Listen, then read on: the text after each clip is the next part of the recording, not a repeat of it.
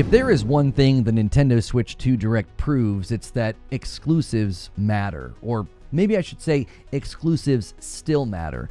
There's been a lot of dialogue recently, and I've definitely pushed back on it. There are people that claim that exclusive games are anti-consumer. Essentially the idea being that you shouldn't have to buy another device. You should just be able to get all the games on wherever you chose to spend your money. Essentially making you entitled to every game that any developer makes or any studio decides to invest in. There's also been claims that, well, the industry is going to move away from exclusives. Like, this is where the industry is going. We're going to see more and more games just put in more places. We're not going to see exclusives being as important as they once were.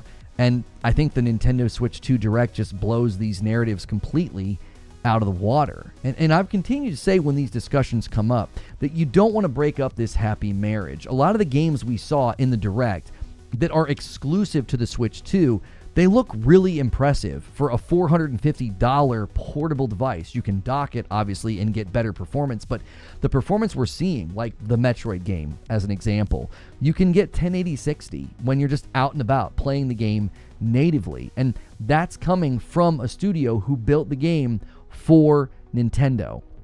Look at Mario Kart. Mario Kart World looks really, really impressive. There's lighting, there's reflections, there's higher detail of textures, and it looks like it's running at a very good frame rate. And you're not going to get that from a studio if you bust up that happy marriage between studios who create games specifically for a device.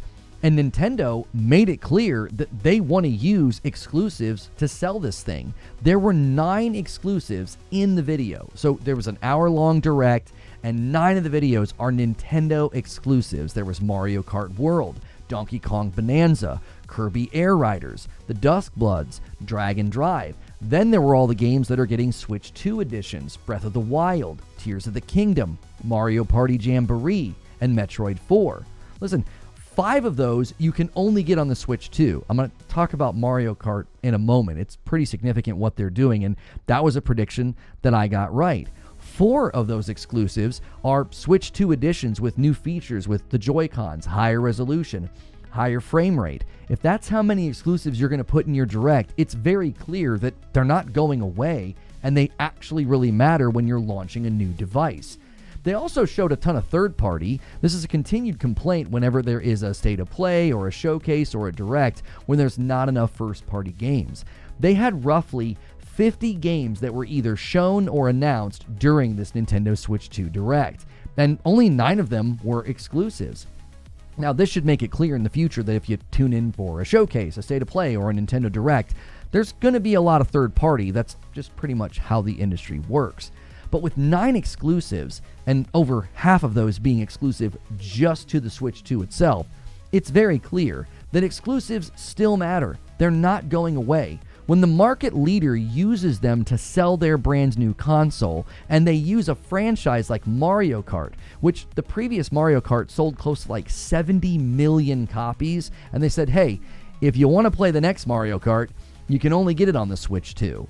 That's significant.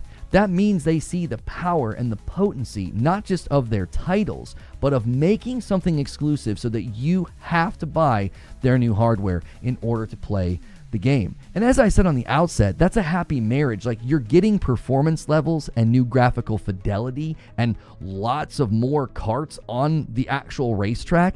Those are things that probably happened because the studio was just making the game for the Switch 2, not making it for all these other platforms, not trying to make it work for all these other configurations. That benefits you, the consumer.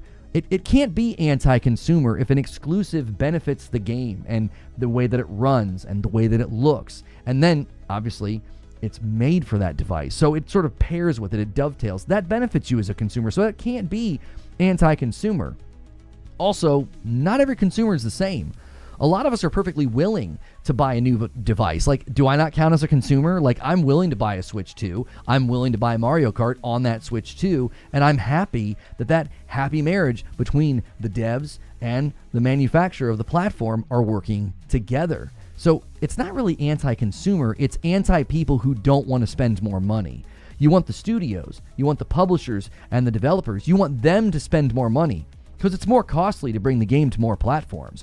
You want them to spend more money so that you can spend less. I don't think the relationship between you and the business is in the right frame of mind when you think that way. The other idea is that, well, exclusives are going away. Like, this is where the industry's going. I don't think so. Nintendo just walked out and kicked off their brand new generation console with 9 exclusives, and they're just getting started. We know there's more on the way. There will be a mainline Mario, a mainline Zelda, and that's just those big names. There's so many other first-party games, and, got games like Kirby as well. And as far as I can tell, they clearly matter to Nintendo, even if they don't really matter to your platform of choice anymore. But those are just my thoughts. I'd love to hear your thoughts. You can leave a comment below. And as always, be sure to hit like, share, and subscribe so I can see you in the next video.